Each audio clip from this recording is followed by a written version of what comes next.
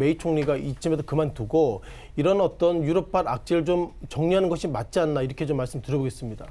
최근 들어서 뭐 여러 가지 이슈가 있었죠. 뭐 1차 뭐 부결, 2차 부결, 그리고 이번에 어저께죠.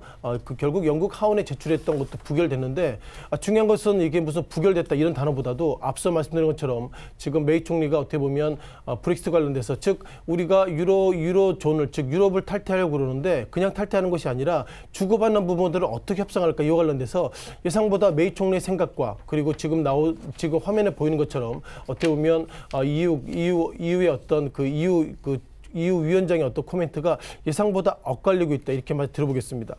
정리하면 기본적으로 어저께까지 결국 메이 총리가 1차 이어서 2차 부결된 것 관련돼서 메이 총리는 깊이 실망했다 얘기하고 있는데요. 제가 볼 때 강조드린 것은 뭐 영국의 총리에 대한 코멘트를 드리기 어렵지만 이쯤에서 그만두는 것이 결국 영국의 어떤 리더십을 위해서 좋지 않을까 이런 어떤 행간의 페이퍼들이 많이 나온다는 것을 제가 다시 한번 말씀드려보겠고요. 중요한 것은 브렉시트가 얼마 안 남았습니다. 뭐 오늘 같은 경우에는 3월 29일 날, 즉 영국이 브렉시트, 즉 유로존에서 이제 떠나가기 때문에 이 관련돼서 지금 뭐 15일, 16일밖에 남지 않았는데 전혀 지금 판이 안 됐다는 걸 보면 상당히 좀 우려가 커지고 있다 이렇게 보겠고요.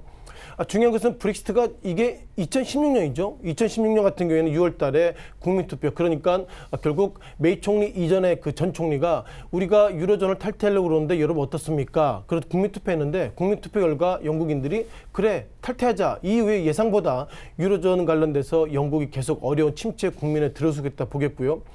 중요한 것은 영국 정부가 자체적인 코멘트가 나오고 있는데 먼저 이거 먼저 보시면서 OECD에 대한 OECD 데이터를 먼저 말씀드리고 영국의 어떤 정부 입장을 말씀드려보겠습니다.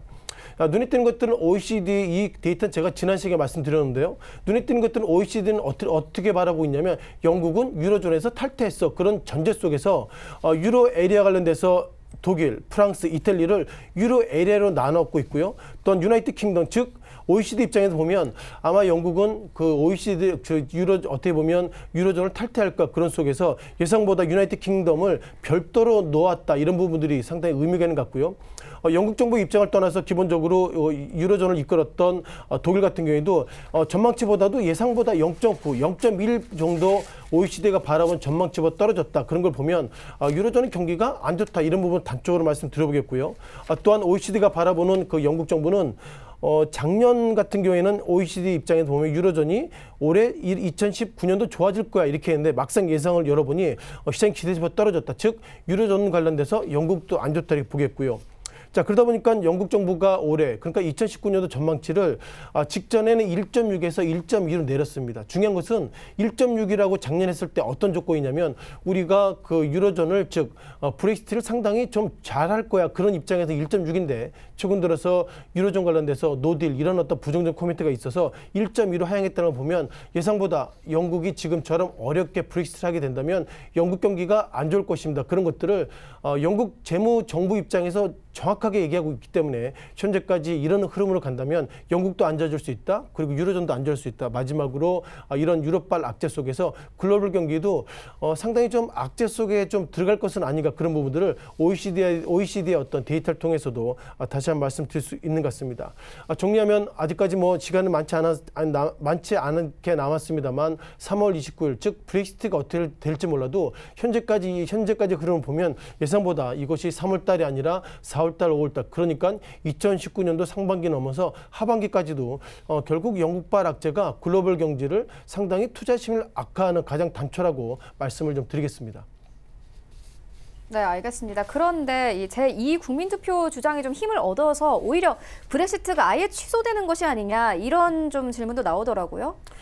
일단 브렉시트가 취소되기는 어렵죠. 왜냐하면 기본적으로 지난 2019년도에 브렉시트 기본 국민 투표를 통과했고요. 네. 그 당시에 즉 메이 총리 직전에 총리가 책임지고 그만뒀습니다. 그러다 보니까 결국 브렉시트가 취소된다는 것은 전제가 메이 총리가 내가 그만두겠습니다. 그런 것과 좀 맞물려서 있기 때문에 시장의 참여자들은 이렇게 갈 바에는 결국 영국이 브렉시트를 하지 않는 것이 맞다 이런 판단이 있겠지만 그 전제는 화면에 보시는 것처럼 메이 총리의 어떤 입장이 우선돼야 될 것 같고요. 잠깐 우리가 파운드화를 좀 보셔야 될 것 같습니다. 눈에 띄는 것들은 직전에는 유로존 관련돼서 대부분 유로화를 쓰고 있는데 영국은 아직까지도 그 당시에도 그렇고 지금도 여전히 파운드화를 쓰고 있다는 걸 보면 영국이 유로존 관련돼서 상당히 좀 프라이드가 강한 나라가 아닌가 이렇게 말 들어보겠습니다. 다만 어저께 저녁에 상당히 어떻게 보면 노 브렉시트 관련돼서 그렇게 타결이 안 됐음에도 불구하고 결국 어떻게 보면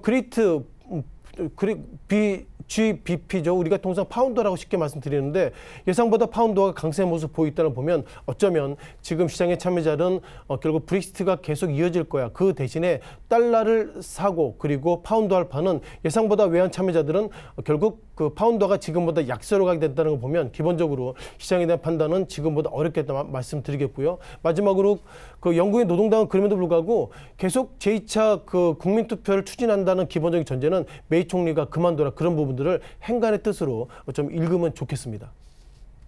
네, 그러면은 제2의 국민투표가 현실화될 가능성은 없다 이렇게 보면 되는 거죠? 네, 그렇죠. 뭐 일단 뭐 그 영국의 어떤 정책의 판단하기는 어렵지만 네. 메이 총리가 입장을 정리하지 않은 이상 이런저런 얘기는 좀 그냥 일시적인 해프닝으로 보시는 게 좀 좋지 않을까 이렇게 판단하고 있습니다.